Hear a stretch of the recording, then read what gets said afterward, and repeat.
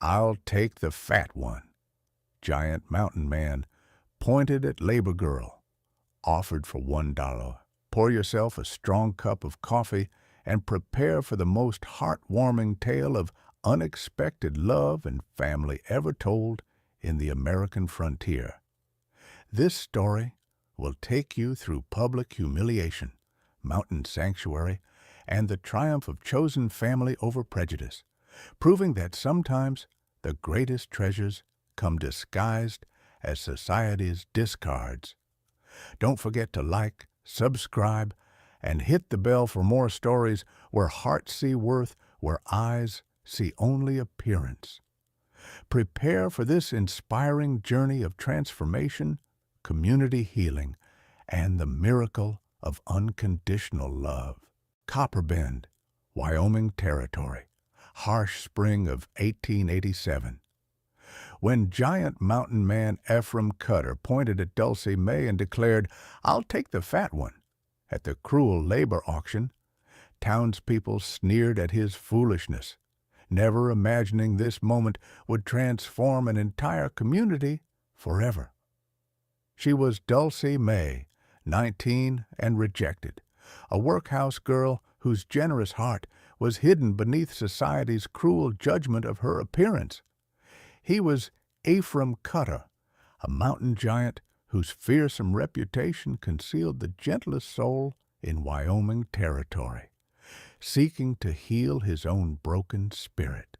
Their unlikely bond would unfold through one transformative season of sanctuary and revelation, proving that sometimes God's greatest miracles come through those the world considers least worthy of love and redemption. Wyoming Territory in 1887 was unforgiving frontier where society's unwanted were disposed of through cruel labor auctions, while railroad expansion created corporate conspiracies threatening established homesteads and Native American communities seeking to survive systematic persecution. Workhouses represented society's failure to care for vulnerable individuals, while mountain settlements provided refuge for those escaping civilization's judgment when isolation enabled healing impossible in conventional communities. Mixed-race children faced systematic discrimination, while military scouts and their families encountered racial prejudice that corporate interests could exploit for land acquisition and resource development, requiring community displacement. Religious communities struggled to balance Christian charity with social prejudices, while authentic spiritual leadership required courage to defend society's outcasts against systematic persecution and corporate manipulation threatening vulnerable populations through legal and economic warfare. 19-year-old Dulcie had endured years of social rejection based on physical appearance while developing extraordinary nurturing instincts that workhouse environment had revealed through caring for abandoned children requiring maternal protection. Her experience with systematic cruelty while maintaining generous spirit had created authentic compassion for outcasts and vulnerable individuals, when personal suffering had enabled understanding rather than bitterness toward those facing similar persecution.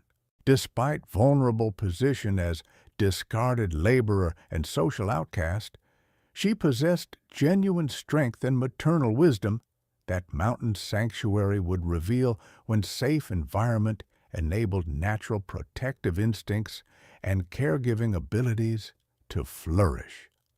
45-year-old Ephraim had retreated to mountain solitude after losing family to cholera epidemic, while military scouting experience had developed survival skills and understanding about protecting vulnerable individuals from systematic persecution. His experience with frontier violence while personal tragedy had created protective instincts and spiritual understanding that mountain isolation had preserved despite community fear about his intimidating physical appearance. Despite fearsome reputation and isolated lifestyle, he possessed authentic pastoral instincts and healing wisdom that caring for rejected woman and mixed-race child would restore when shared purpose created opportunity for mutual emotional recovery through chosen family formation.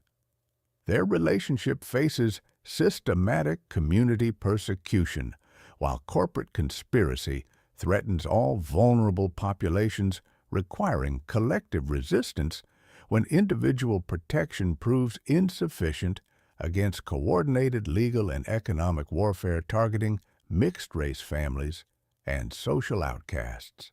Ephraim's intervention during humiliating labor auction involved paying minimal price while treating Dulce with immediate dignity, created sanctuary from systematic cruelty.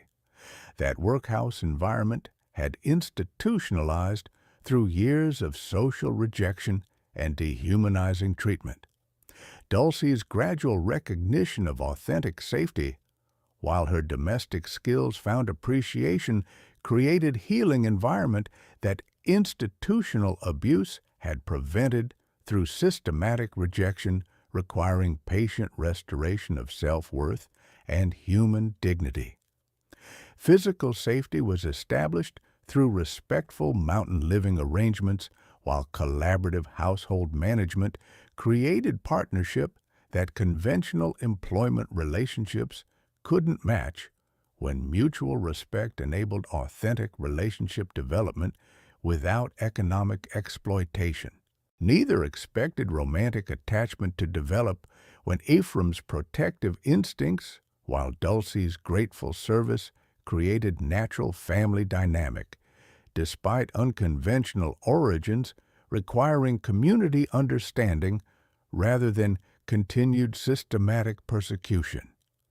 Ephraim's consistent kindness, while Dulce's exceptional domestic abilities created mountain sanctuary that both individuals needed when isolation provided opportunity for authentic relationship development without social pressure or community interference threatening vulnerable family formation. Trust expanded dramatically when Dulce's secret about mixed-race child Clay required acceptance from Ephraim, while his immediate protective response demonstrated authentic family commitment transcending conventional social prejudices about racial mixing. Clay's recognition of authentic family environment, while his development under protective care created healing situation that systematic persecution had prevented through social rejection requiring comprehensive family sanctuary for successful child welfare. Their collaboration during child rearing and household management while managing mountain property created opportunities for authentic family development based on mutual responsibility rather than conventional marriage arrangements that economic necessity had prevented. Physical comfort evolved through appropriate family caregiving and shared parental responsibilities, with all experiencing family connection that previous trauma had prevented when mountain environment enabled authentic relationship development without external judgment about family composition. The breakthrough occurred when Clay's natural development, while both adults' recognition of parental satisfaction created mutual understanding about family bonds transcending biological relationships, when chosen family provided superior emotional security than conventional arrangements. Dulce's traumatic social rejection made trust difficult, while Ephraim's grief created emotional barriers when both needed healing time that external persecution threatened to prevent through systematic legal and social pressure. Corporate railroad conspiracy against mixed-race families created external threat, while systematic land acquisition required community displacement that individual families couldn't resist through conventional defensive measures requiring collective resistance. Most challenging was community prejudice about unconventional family. While legal system demanded conventional explanations for relationship that defied traditional categories requiring creative legal and social solutions for family protection. Child custody laws favored biological parents, while mixed-race children faced systematic persecution that individual families couldn't overcome when collective community support was required, but social prejudice prevented normal alliance formation, requiring professional legal intervention and federal protection. Through months of mountain family living, Ephraim's gentle guidance, while Dulce's maternal expertise, created comprehensive child development that conventional families couldn't provide when combined resources enabled both educational and spiritual growth for vulnerable child. Their coordination during seasonal activities while managing family responsibilities created natural partnership that traditional marriage arrangements couldn't match when shared parental duty enabled mutual respect and authentic family bonding transcending conventional categories. Most significantly, their relationship demonstrated that chosen family could provide superior child welfare rather than biological arrangements, when authentic care transcended social prejudice for achieving comprehensive family development and emotional security.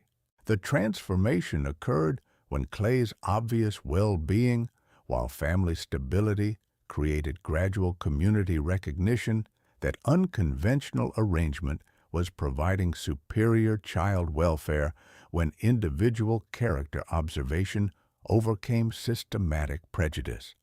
Their participation in community religious activities while maintaining family dignity created slow acceptance that social prejudice had initially prevented when authentic spiritual behavior demonstrated Christian charity rather than moral violation.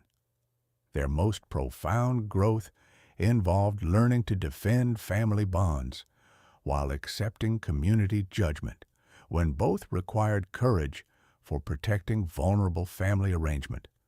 Despite social pressure demanding conventional relationship categories, Ephraim and Dulce's strategic coordination of family protection, while their unified response to corporate threats created comprehensive defense that individual resistance couldn't provide when systematic persecution required collective family unity.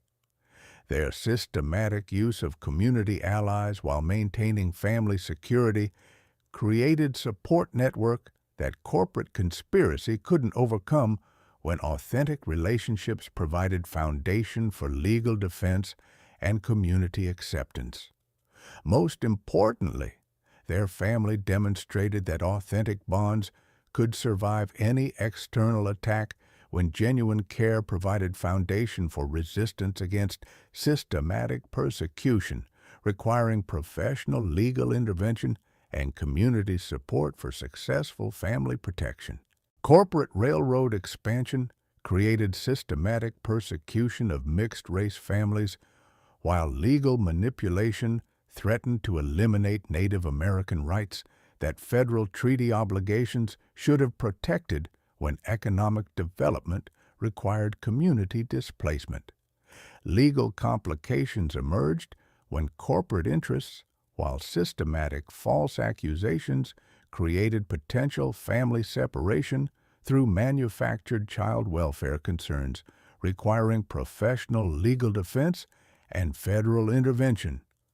Professional investigation became necessary when systematic persecution attracted federal civil rights attention, while racial discrimination required expert detection that local authorities couldn't provide through conventional investigation methods. Most dangerously, Jared Flint's coordination of systematic intimidation while his recruitment of corrupt officials created comprehensive threat that individual families couldn't overcome through personal defensive measures requiring collective community resistance.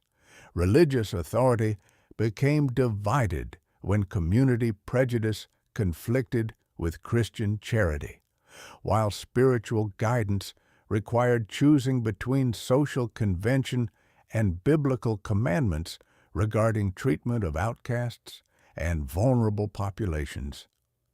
Economic pressure intensified when systematic persecution created artificial community conflict, while corporate interests created urgency for family elimination, requiring immediate resistance before manufactured legal proceedings could separate family through fraudulent child welfare accusations. Dulce's evolution from discarded laborer to protective mother reflected authentic character's triumph over social prejudice, while Crisis revealed leadership strength that systematic rejection had temporarily suppressed when family responsibility required courage despite external threats. Her willingness to defend family bonds publicly, despite personal vulnerability, showed growth from individual survival to family-centered leadership, when Clay's welfare required courage despite potential retaliation from corporate forces. Ephraim learned that mountain isolation required community engagement, while systematic threats demanded choosing collective resistance over individual security, when authentic family required personal risk for comprehensive protection. Together, they discovered that chosen family bonds provided superior foundation for child welfare rather than creating social vulnerability, when authentic love enabled effective resistance against external threats requiring collective action for successful protection against systematic persecution and corporate conspiracy, targeting vulnerable families through manufactured legal proceedings. The crisis exploded when Flint's systematic persecution, while Sheriff Holly's arrest of Dulce and Clay, created immediate threat of permanent family destruction through manufactured child welfare accusations requiring desperate resistance that individual resources couldn't provide. This half-breed child represents dangerous security risk, Flint declared, while presenting fraudulent documentation to federal authorities. And this woman's immoral character makes her unfit for child custody, requiring immediate federal intervention for community safety and child welfare protection. Dulce's recognition that systematic lies while corrupt legal system threatened to eliminate family forever created a devastating choice between individual safety and family unity, when resistance might result in permanent imprisonment, but submission would guarantee family destruction. The situation felt catastrophic when false imprisonment, while forced child separation eliminated daily family bonds. That healing process had required when traumatic separation threatened psychological regression for vulnerable child despite progress, achieved through stable family environment. Most crushing was immediate recognition that community acceptance had finally begun, while corporate conspiracy threatened to destroy authentic relationships that social prejudice had prevented, but family love had enabled through mutual respect and shared family commitment. Unable to protect Clay while witnessing systematic persecution of chosen family, Dulce battled between self-preservation instincts and maternal duty when testimony against corrupt officials might enable family reunion, but could result in violent retaliation. Her recognition that individual survival was meaningless without family, while maternal instincts demanded protecting Clay, created understanding that personal risk was secondary to child welfare, requiring courage despite potential consequences. She used community connections and religious faith to organize resistance while preparing for continued persecution that might intensify when family defense required public testimony despite vulnerability to systematic retaliation. Unable to prevent family arrest while facing systematic persecution through corporate conspiracy, Ephraim confronted spiritual crisis about divine purpose when protective calling seemed inadequate against organized legal and economic warfare. His growing understanding that individual resistance was insufficient while community support was required for family protection created recognition that mountain isolation couldn't provide adequate security against systematic conspiracy. Most difficult was accepting collective action while maintaining individual protective instincts when family defense required community engagement despite preference for mountain independence and self-sufficient family arrangement, requiring external support. When Nalia's arrival, while federal agent Callahan's intervention provided legal authority for family protection, chosen family bonds triumphed over corporate conspiracy when federal civil rights enforcement enabled effective resistance against systematic persecution. Their reunion as protected family rather than persecuted outcasts marked triumph of authentic relationships over manufactured legal proceedings while proving that federal authority could overcome local corruption when civil rights demanded protection for vulnerable families. The climactic federal hearing required entire community to confront evidence of systematic persecution, while Nalia's testimony about Nathan Blackhorse's military service and Agent Callahan's federal authority provided comprehensive proof of civil rights violations. Standing together before federal authorities while presenting documented evidence of corporate conspiracy and individual character, the expanded family represented triumph of authentic relationships over manufactured persecution when federal protection enabled family unity. Every accusation against this family represents systematic persecution of mixed-race relationships. Agent Callahan testified while presenting comprehensive federal documentation, and Nathan Blackhorse's military service record proves this child deserves federal protection rather than corporate persecution through manufactured child welfare accusations. Nalia's testimony demonstrated authentic maternal character. Individual biological relationship is less important than authentic family care, and shared custody honors both maternal bonds while serving child welfare better than forced separation through systematic persecution. Community witnesses, including reformed townspeople, provided testimony about families' positive community impact, while systematic corporate manipulation demonstrated character evidence that false accusations couldn't eliminate through legal corruption or economic intimidation. Most importantly, their successful defense established federal precedent for protecting mixed-race families while demonstrating that civil rights required federal enforcement when local authorities had been compromised through corporate influence and systematic corruption. Religious authority, validation, while community moral awakening provided framework that corporate conspiracy couldn't overcome when authentic spiritual behavior transcended social prejudice for achieving collective conscience and community healing. Their successful federal protection influenced Wyoming territorial approaches to civil rights enforcement while establishing framework for protecting vulnerable families when serving federal constitutional guarantees rather than enabling local persecution through corporate manipulation.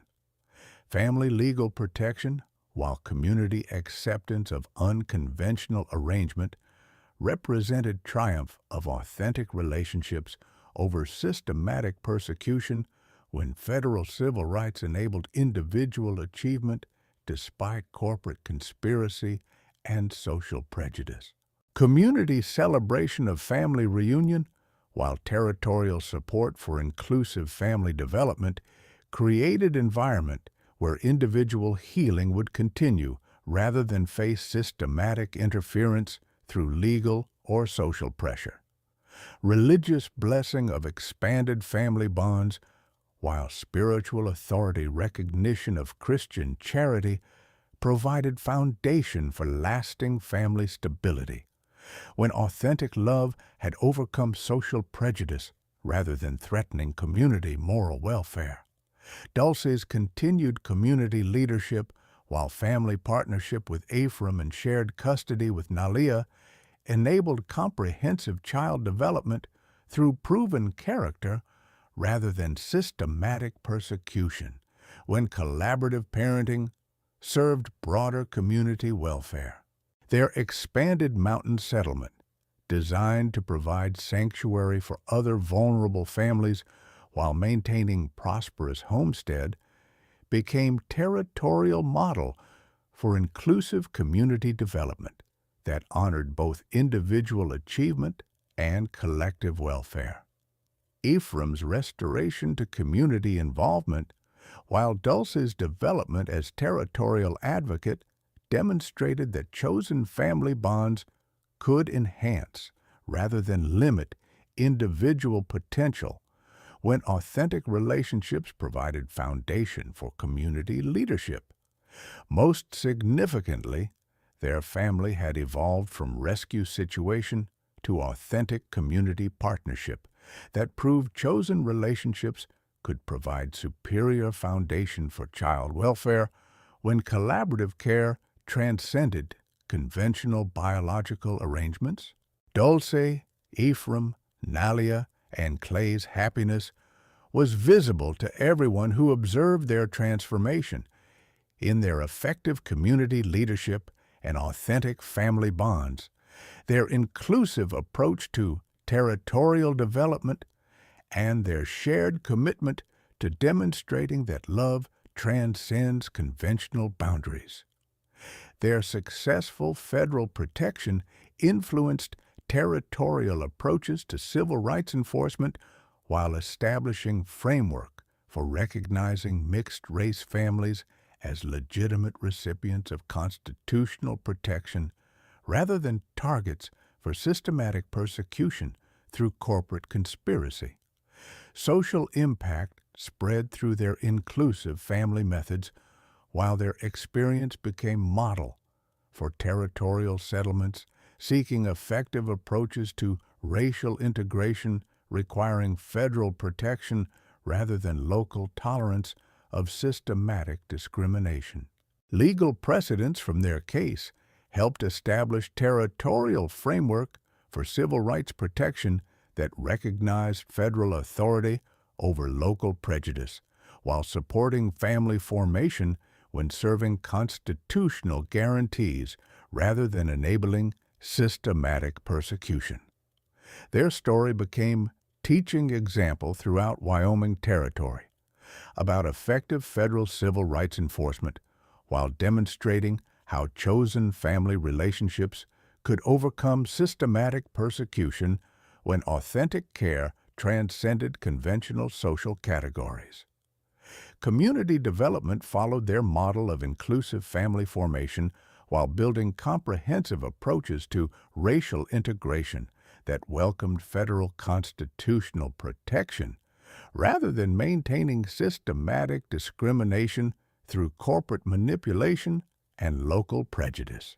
Federal authorities recognized their family as example of appropriate civil rights enforcement, while their continued territorial prosperity influenced territorial policies, supporting mixed-race family protection over systematic persecution.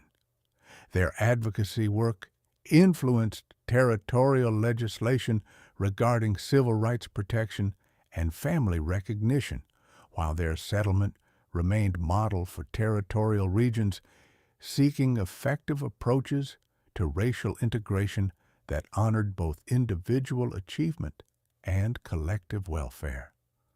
20 years later, Wyoming's statehood civil rights laws included comprehensive mixed-race family protection and federal enforcement provisions that historians traced directly to precedents established by their successful resistance to systematic persecution. Their family traditions continued demonstrating successful racial integration for 4 generations, with community members learning that authentic relationships transcended racial prejudice, while their story remained inspiration for choosing love over systematic discrimination when serving individual and collective welfare. Within 2 years of their federal protection, 4 other Wyoming Territory communities successfully integrated mixed-race families inspired by Dulce and Ephraim's model of choosing authentic care over social prejudice, when federal civil rights enabled family formation despite local discrimination.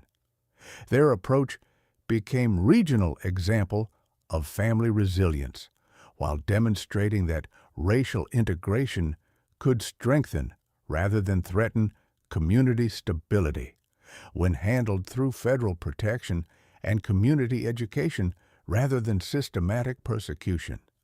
Social benefits spread as their inclusive family methods influenced territorial policies supporting mixed-race relationships, while their experience attracted federal attention to civil rights requiring enforcement rather than local tolerance of systematic discrimination. Their story influenced territorial family customs by proving that authentic care could transcend racial prejudice when supported by federal constitutional protection rather than local social convention requiring individual suffering for community comfort. Their family integration influenced territorial legislation protecting mixed-race families while establishing comprehensive framework for recognizing federal civil rights authority over local prejudice when serving constitutional guarantees rather than enabling systematic discrimination. Social programs based on their inclusive methods influenced territorial approaches to racial integration, while their experience became model for communities throughout American West seeking effective responses to racial prejudice requiring federal rather than local solutions. Legal precedents from their case helped establish territorial framework for civil rights protection that recognized federal enforcement advantages while supporting mixed-race family formation when serving constitutional development rather than local social convenience. Their successful integration influenced federal approaches to territorial civil rights development while demonstrating that family unity could enhance rather than threaten community prosperity when authentic relationships provided superior outcomes to systematic discrimination. 25 years later, Wyoming civil rights organizations included comprehensive mixed-race family protection and federal enforcement programs that officials traced directly to precedents established by their successful choice of authentic care over social prejudice. Their relationship evolved from rescue situation to authentic family partnership characterized by mutual support and deepening commitment that impressed territorial residents and federal officials alike.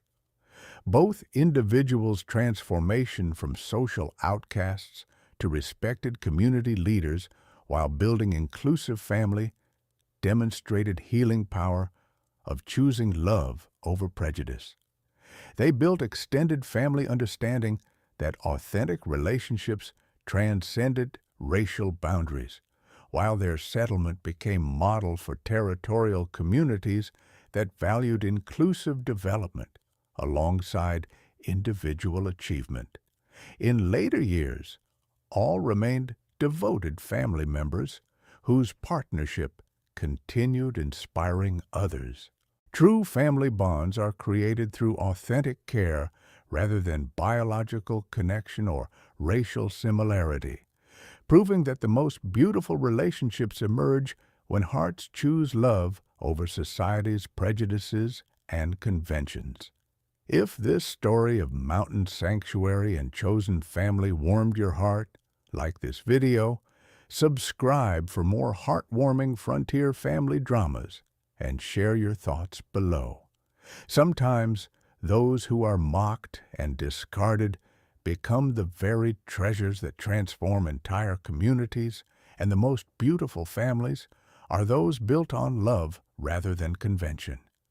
Here's to all the chosen families who prove that authentic care conquers every prejudice.